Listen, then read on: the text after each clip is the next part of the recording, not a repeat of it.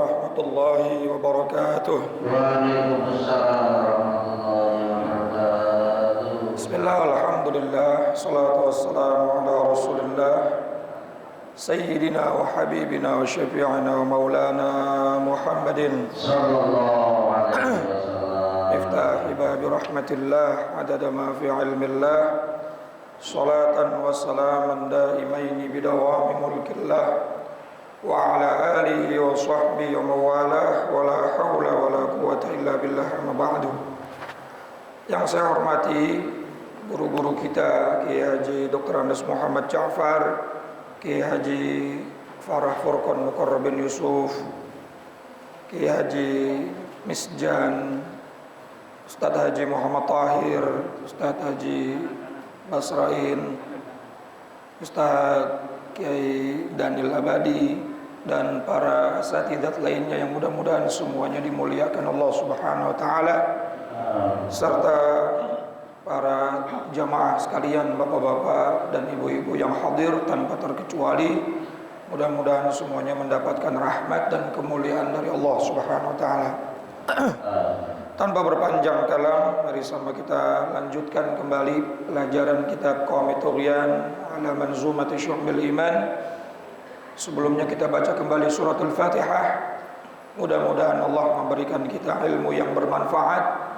Apa yang menjadi perbuatan kita pada pagi hari ini akan dicatat sebagai amal ibadah yang akan Allah ganti dengan fadilah dan pahala yang berlipat ganda di dunia sampai akhirat. Al-Fatihah bil qabul wa ila hadratir Rasul ala hadhihi niyyah wa ala kulli niyatin salihah wa ala man nawa salafus salih wa ila hadratin Nabiyil Mustafa Sayyidina wa habibina wa syafi'ina wa maulana Muhammadin Sallallahu alaihi wasallam. wa ala alihi wa azwajihi wa dhurriyyatihi wa ali baitil kiram, wa khususan ila ruhi muallifil kitab Sayyidul Imam Zainuddin bin Abdul Aziz Al-Malibari Al-Fannani wa Sayyid Syekh Nawawi bin Umar Al-Jawi Al-Bantani wa usulihim wa furu'ihim wa dhul huquqi alaihim ajma'in. Allah yu'li darajatihim fil jannah wa yu'idu alaina min barakatihim wa asrarihim wa anwarihim wa ulumihim wa nafahatihim fid dini wad dunya wal akhirah wa ila arwahi walidina wa abaina wa jami'al muslimina wal muslimat wal mu'minina wal mu'minat al ahya'i minhum wal amwat wa ila hadratin nabiyil Fatihah. A'udzu billahi minasyaitonir rajim. Bismillahirrahmanirrahim. Alhamdulillahirabbil alamin arrahmanir rahim. Iyyaka na'budu wa iyyaka nasta'in shiratal mustaqim shiratal ladzina an'amta 'alaihim ghairil maghdubi 'alaihim waladdallin. Ini jelas. Coba. Bismillahirrahmanirrahim. Qala al-musannif rahimahullahu ta'ala wa nafa'na bi'ulumihi wa amadna bi asrarihi fid dharaini amin. Wa qala sallallahu alaihi wasallam, halaman 94 ya. Dan Rasulullah sallallahu alaihi wasallam bersabda, ala ukhbirukum bi afdala min darajatis salati was siyami was sadaqati. Kata Nabi, maukah aku beritahukan kepada kalian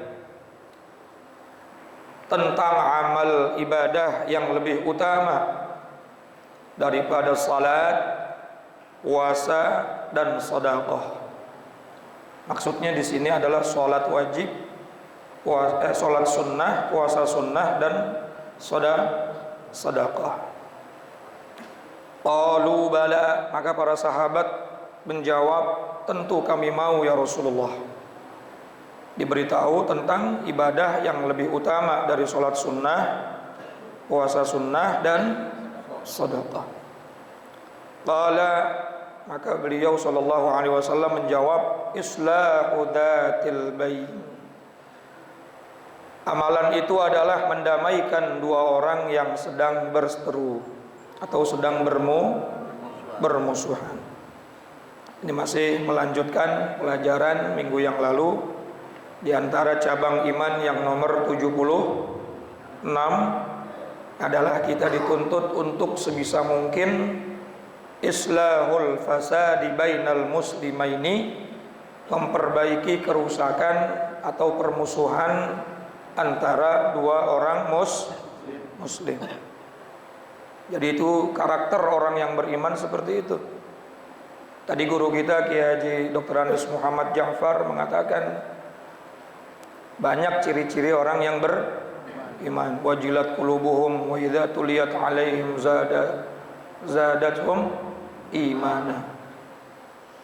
Nah, kita ngaji kitab Qomituhyan juga ini karakter iman ada 77 cabang. Jadi bukan iman ya, karakter daripada iman. Artinya menunjukkan bahwa iman orang tersebut baik kualitasnya, maka dia membuktikan ada output dalam kehidupannya itu dengan melaksanakan daripada cabang-cabang iman. Sering saya ulang-ulang supaya nggak salah. Iman itu nggak bisa dibagi. Iman itu satu, tasdiqum bil qalbi, ya, membenarkan di dalam hati tanpa keraguan sedikit pun tentang Allah, tentang Rasulullah, tentang syariat, dan tentang hal-hal yang harus diimani. Itu di dalam hati meyakini tanpa keraguan adalah iman. Adapun cabang iman, karakter daripada iman. Bukan berarti orang yang belum melaksanakan 77 cabang iman lalu kita bilang dia tidak beriman. Ya, seandainya ada orang yang belum mendamaikan yang kita bahas sekarang nih, belum mendamaikan dua orang muslim yang sedang berseteru, lalu kita bilang wah dia orang kafir, tidak beriman. Jangan ya. Karena iman itu ada di dalam hati. Bahkan kalau kita baca kitab Sulamun Taufik itu ada tuh.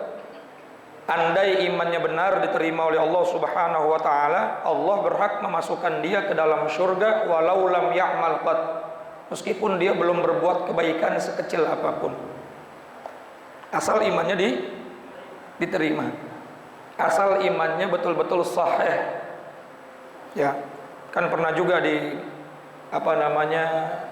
diceritakan oleh Al-Imam Al-Hafidh Abdurrahman Ad-Daibai di dalam kitab Maulid Diba'nya, mengambil dari hadis baginda Nabi SAW bahwa nanti umat Nabi Muhammad akan terbagi menjadi 3 kelompok di akhirat, bukan di dunia, di akhirat.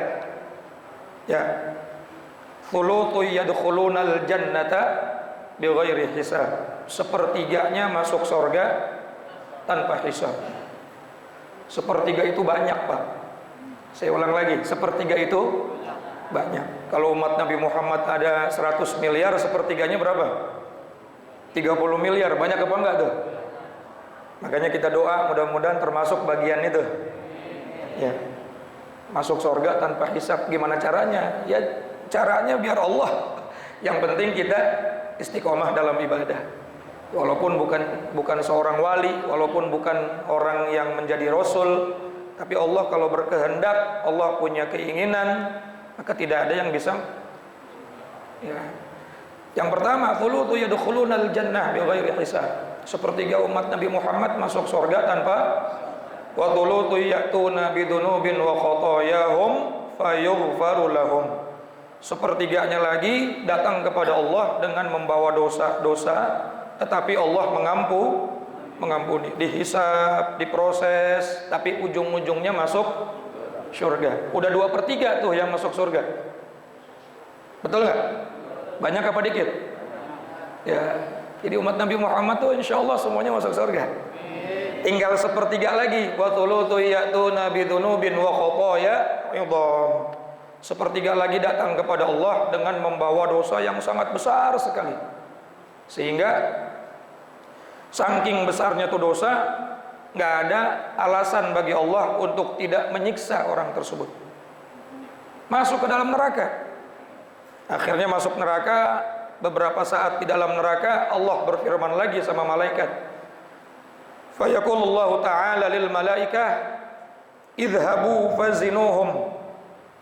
Allah berkata kepada para malaikatnya, Allah, coba kalian lihat itu di neraka masih ada umatnya baginda Nabi Muhammad sallallahu alaihi wasallam. Fazinuhum, lalu timbang lagi amalnya. Ini bukan berarti Allah nggak tahu ya, nyuruh-nyuruh malaikat. Allah Maha tahu. Kemudian malaikat menimbang lagi amal-amal daripada umatnya baginda kita Nabi Muhammad sallallahu alaihi wasallam. Lalu malaikat berkata kepada Allah, kami tidak melihat kebaikan apapun ya Allah kepada orang tersebut. Wa wajadna a'malahum minaz zunubi ka'amthalil jibal. Akan tetapi yang kami lihat dari amal-amal mereka itu hanya dosa-dosa yang sebesar gunung. Jadi itu umat Nabi Muhammad dari mulai melek mata sampai merem lagi yang dikerjain cuma dosa. Ghaira annahum yashhaduna an la ilaha illallah wa anna Muhammadar Rasulullah. Kecuali kami lihat ada satu kebaikan dalam jiwanya, dia bersyahadat, dia berikrar tidak ada Tuhan yang hak disembah kecuali Engkau dan Nabi Muhammad adalah utusan Allah. Apa kata Allah, Pak? Fa yaqulu bi'izzati wa jalali ma fa'altuhu bisyahadati kama kadzdzaba bi. Dia melakukan syahadat, dia berikrar, dia beriman kepadaku, berbeda dengan orang yang mendustakan aku. Betul nggak? Orang yang beriman kepada Allah sama apa enggak sama yang mendustakan Allah? Beda. Maka Allah suruh malaikat adkhiluhumul jannata birahmati, angkat itu umatnya Nabi Muhammad yang di dalam neraka karena di dalam hatinya, dalam jiwanya ada keimanan, masukkan mereka ke dalam syurga birahmati, bukan karena amalannya tapi karena kasih sayangku. Jadi barokahnya iman, barokahnya keyakinan, barokahnya iman yang betul-betul tidak ada keraguan, itu akhirnya membuat orang masuk ke dalam surga. Tapi jangan mau yang terakhir, jangan ya. Yang kedua aja kalau bisa jangan. Ya, dihisap juga berat Pak, dihisap walaupun ujung-ujungnya surga. Apalagi yang ketiga, mampir dulu. Nah jadi ini sengaja saya kembali ulang supaya kita bisa membedakan mana iman, mana cabang. Kalau iman tidak bisa dibagi-bagi. Ketika ragu-ragu, udah rusak imannya tuh. Betul nggak? Sedikit aja ada keraguan, maka imannya sudah rusak. Adapun yang dibagi-bagi ini adalah cabang iman atau karakteristik daripada orang-orang yang beriman. Tapi bukan berarti ketika dia belum melakukan daripada cabang-cabang iman ini lalu kita anggap dia tidak beriman, apalagi sampai mengkafirkan. Paham ya? Nah diantaranya nih hampir habis nih kitab ini, hampir khatam, adalah cabang iman itu mendamaikan dua orang yang sedang berselisih. Jadi orang yang imannya sedang baik, sedang yazid, sedang bertambah, sedang baik kualitasnya, maka dia nggak rela ngelihat saudaranya ribut. Dia pasti akan berusaha bagaimana caranya saudaranya itu bisa menjadi damai, bukan malah menjadi kompor, provokator. Bukan didamaikan, malah dipanas-panasin. Lu mah baru kenal sama dia, nih gue udah kenyang sama dia.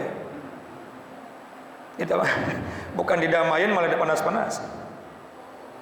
Nah bahkan mendamaikan dua orang yang sedang berselisih itu termasuk afdolus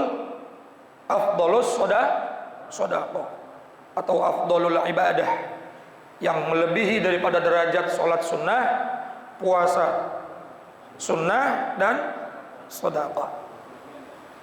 Wa qala sallallahu alaihi wasallam, dan Nabi sallallahu alaihi wasallam bersabda, afdhalus shadaqati, adapun sedekah yang paling utama, islahu dzatil bain, adalah mendamaikan dua orang yang sedang berselisih. Sedekah yang paling utama adalah mendamaikan dua orang yang sedang berselisih. Senyum sedekah, kalimat yang baik sedekah, ngajarin orang kebaikan sedekah. Tapi dari semua sedekah yang keluar dari badan kita, ada sedekah yang paling utama, kata Nabi, apa? Mendamaikan dua orang yang sedang berselisih. Wa qala sallallahu alaihi wasallam, dan Nabi sallallahu alaihi wasallam bersabda, laisa bikadzabin, tidaklah termasuk orang yang berdusta atau berbohong, man aslaha bainal itsnaini faqala khairan. Ketika ada orang yang mendamaikan dua orang yang sedang berselisih, lalu dia berbicara tentang kebaikan, padahal kebaikan itu nggak ada di dalam orang tersebut. Ya, namanya mempermainkan kata-kata, ya bukan berdusta secara nyata begitu ya. Ya. Kemarin saya ketemu sama temen kamu yang namanya Jahit. Kata Jahit kangen sama ente. Padahal Jahit kagak ngomong apa-apa. Karena dia tahu Jahit sama Bakar lagi ribut. Pengen ngopi bareng, pengen ngerokok bareng. Padahal Jahit kagak ngomong apa-apa. Ketemu Bakar ngomong gitu lagi, Bakar. Ketemu Jahit ngomong gitu lagi, Jahit. Tadi saya ketemu Bakar, katanya Bakar kangen sama ente Jahit, pengen ketemu. Besti saya udah lama nggak ketemu. Padahal nah, ketika niatnya untuk islah baina itsnain atau aslah baina itsnain, maka itu tidak termasuk berbohong yang berdosa. Kalau memang niatnya apa? Ya. Wa qala sallallahu alaihi wasallam, dan Nabi sallallahu alaihi wasallam bersabda, afdhalus shadaqati an tu'ina bijahika man la jahalahu. Sedekah yang paling utama adalah memberikan pertolongan dengan pangkatmu atau kedudukanmu terhadap orang yang tidak punya kedudukan. Kita punya pengaruh, gara-gara pengaruh kita akhirnya dua orang yang berselisih jadi damai. Gara-gara wibawanya kita akhirnya dua orang yang berselisih jadi damai. Itu juga sedekah yang paling utama. Nah, ini kan hampir setiap hari kadang-kadang kita temukan begini. Kadang-kadang dalam hati suka males atau bagaimana. Nah, kalau kita lagi ngaji bab ini, mudah-mudahan jadi motivasi. Ya, orang tua, ustadz, sesepuh, RT, RW, kalau ada yang lagi ribut, dia mendamaikan, maka itu menjadi sebuah sedekah yang paling utama. Gak usah sholat sunnah yang banyak Pak RT, udah damaikan warga aja udah. Itu afdal minas shalah wasyam wasadaqah. Subhanallah. Ya, memang kerjaannya kan begitu ya, lagi tidur dibangunin. Ya, karena pengaruhnya akhirnya bisa mendamaikan dua orang yang sedang berselisih. Wa'lam, ketahuilah, anna hajral muslim, sesungguhnya mendiamkan atau tidak bertegur sapa seorang muslim al-muslima terhadap muslim yang lainnya, akthar min thalathati ayyam, lebih daripada 3 hari, mahma ghadiba alaih, selama dia marah kepadanya, haramun, maka hukumnya haram. Ngediemin sesama muslim lebih daripada 3 hari dengan kebencian. Syaratnya ada apa? Kebencian, ada marah, ada kesel, lalu dia nggak tegur sapa selama 3 hari, maka hukumnya apa? Haram. Kalau diem-diemannya memang kagak ada sebabnya, karena dia memang lagi sariawan, kagak bisa ngomong, lagi serak, malas ngomong, ya kagak dosa. Walaupun diem-dieman. Yang dosa diem-dieman lebih dari 3 hari itu kalau memang hatinya diiringi dengan ghadab, kemarahan, kebencian, kesel. Amit-amit gua ketemu sama dia, najis tralala misalnya, maka lebih daripada 3 hari hukumnya haram. Bahkan andai pada saat itu dia matinya potensi su'ul khotimahnya besar, walaupun dalam keadaan sedang beribadah. Bahaya nggak tuh? In wajahahu, jika ia bertemu muka atau berpapasan wajah, walam yukallimhu, dan dia tidak berbicara kepadanya, hatta bisalam, bahkan dia tidak mau mengucapkan salam. Ada kebencian, ada kekesalan, ada apa? Ya gara-gara urusan apalah, akhirnya ketemu tiap hari nggak negor sapa, bahkan tidak mengucapkan salam, maka hukumnya haram. Illa li'udhrin syar'iyyin, kecuali diam-diamannya karena ada alasan syar'i, ada uzur syar'i. Mana uzur syar'i yang diperbolehkan mendiamkan manusia? Kakaunil mahjur, seperti keadaan orang yang didiamkan tersebut.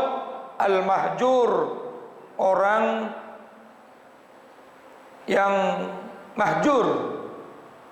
Nahwa fasiqin, seperti orang fasik. Au mubtadi'in, ataupun ahli bid'ah. Ya, saya nggak mau ngobrol sama dia karena fasiknya udah luar biasa. Karena apa? Fasiknya sudah luar biasa, terang-terangan, bahkan bangga banget dengan kefasikannya. Ataupun dia ahli bid'ah. Ahli bid'ah yang maksudnya di sini orang yang betul-betul membuat syariat baru. Ya, sholat 5 waktu dibilang ada 10 waktu yang wajib. Nah, namanya bid'ah tuh. Ya, puasa yang wajib cuma bulan atau qadha Ramadan, atau puasa nazar. Dia bilang puasa hari kelahiran hukumnya wajib. Agak ada ulama yang mengatakan wajib, dia wajibkan. Misalnya, walaupun boleh puasa hari, tapi kalau sudah dia memberikan statement bahwa hukumnya wajib, nah itu nanti bisa jadi syariat baru. Nah, itu namanya Nah, beda dengan budaya. Kalau budaya nggak ada bid'ah dalam budaya. Al bid'atu fil ibadah la fil adah. Bid'ah itu ada dalam urusan ibadah, bukan dalam urusan budaya. Maksudnya hal-hal yang sudah mujma' alaih, kesepakatan ulama, dirobah-robah, ditambah-tambah, dikurang-kurang. Nah, itu namanya apa? Nah, ketemu sama orang begituan kemudian kita diem, itu nggak masalah. Yang tadi yang jadi masalah itu kalau ketemu sama sesama muslim dengan kebencian, dan kebenciannya bukan urusan syar'i tapi karena urusan pribadi. Cuma gara-gara kemarin pernah dibilang pesek doang. Gara-gara pernah dibilang apa? Pesek, akhirnya ngediemin sampai 7 mulut 8 roh. 3 hari aja dosa.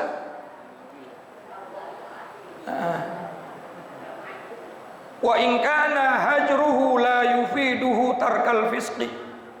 Meskipun jika mendiamkannya tidak dapat membuatnya meninggalkan perbuatan fasiknya. Walaupun kita diem atau kita ngomong nggak ada ngaruhnya. Ya, artinya orang itu tetap berbuat fasik atau berbuat kezaliman, maka nggak dosa kalau kita memang menjaga jarak atau kita tidak berbicara dengan orang tersebut. Naam, ya begitulah ketentuannya. Artinya kalau memang orang itu betul-betul fasik, betul-betul ahli bid'ah, maka tidak ada keharaman kita untuk apa? Tidak tegur sapa lebih daripada 3 hari. Lau ulima anna hajrahu yahmiluhu ala ziyadatil fisqi imtana. Tetapi jikalau diyakini bahwa mendiamkannya itu membuat orang yang kita diemin bertambah fasik, maka ngedieminnya hukumnya dosa. Kita punya temen nih, biasanya kita suka nasihatin dia, tapi masuk kuping kanan keluar kuping. Lama-lama kita bosen, bete juga ngobrol sama dia. Tapi kalau kita diemin sekali, 2 kali, kalau masih dinasehatin, masih diajak ngobrol, masih diajak ngopi, masih terkontrol hidupnya, maksiatnya nggak terlalu besar. Tapi kalau kita diemin, kita lepas, malah justru dia menjadi lebih liar, maksiatnya lebih banyak. Maka ngedieminnya, kalau potensi dia tambah berbuat dosa, hukumnya malah dosa. Paham nggak kira-kira, Pak? Jadi kita punya teman kalau didiemin malah tambah lepas kontrol, lost doll. Ya, maka ngedieminnya dosa. Karena dia butuh teman, misalnya dia butuh orang yang negor dia. Walaupun kadang-kadang ya nggak ada perubahan, tapi kalau kita diemin malah tambah fasik, malah tambah menjadi ahli maksiat, maka mendiamkannya hukumnya dosa. Amma law lam yuwajih, adapun jikalau tidak bertegur sapa itu karena tidak bertemu wajah, nggak pernah ketemu, ya mungkin karena hidupnya saling berjauhan, yang satu tinggal di Jakarta, yang satu tinggal di Papua misalnya, hari-hari nggak ketemu, lalu dia tidak bertegur sapa, ya karena nggak pernah ketemu.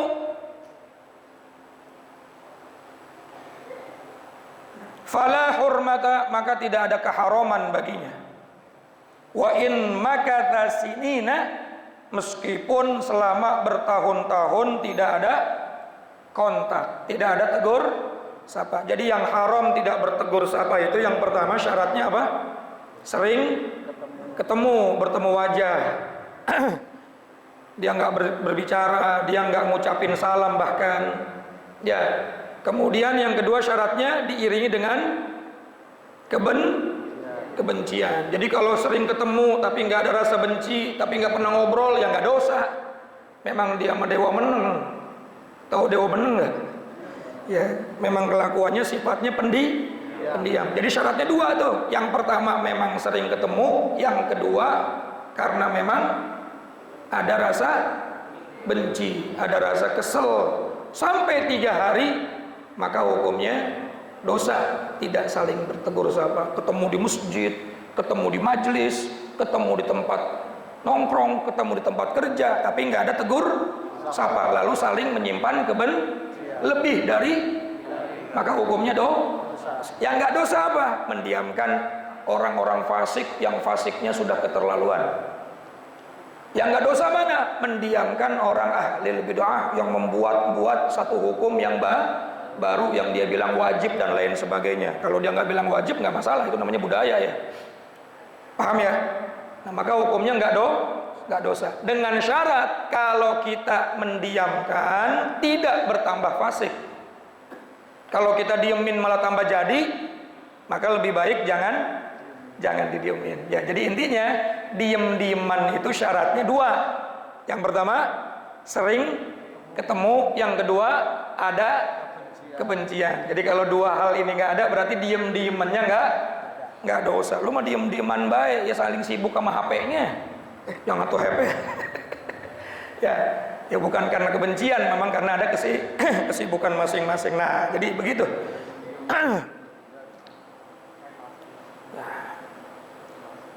Qala Nabi sallallahu alaihi wasallam, Nabi sallallahu alaihi wasallam bersabda, la yahillu li muslimin, tidak halal bagi seorang muslim ayyahjura akhahu fawqa 3 ayyam, mendiamkan saudaranya lebih daripada 3 hari. Faman hajarahu fawqa 3, maka barang siapa yang mendiamkan saudaranya lebih daripada 3 hari dengan syarat yang tadi itu, sering ketemu dan ada kebencian, famata, lalu dia mati pada saat dia masih diem-dieman, dakhalan nar, maka matinya menyebabkan mati dalam keadaan masih tidak bertegur sapa lebih dari 3 hari bisa menyebabkan dia masuk ke dalam neraka. Nauzubillah min. Ya udahlah, nggak usah ribut-ribut ya, ngapain? Ya, kalau masih sehari itu wajar, manusiawi, punya rasa kesel. Betul nggak? Nyuekin sehari masih wajar, 2 hari masih wajar, 3 hari batas akhir. Kalau sudah lebih dari 3 hari, udah haram tuh. Ya, kalau manusia nggak punya rasa benci, kayaknya sulit ya. Tapi jangan lebih dari 3 hari. Syukur sama sekali nggak ada rasa benci. Insya Allah. Wallahu a'lamu bis-shawab wa ilaihi marji'ul ma'ad. Assalamualaikum warahmatullahi wabarakatuh.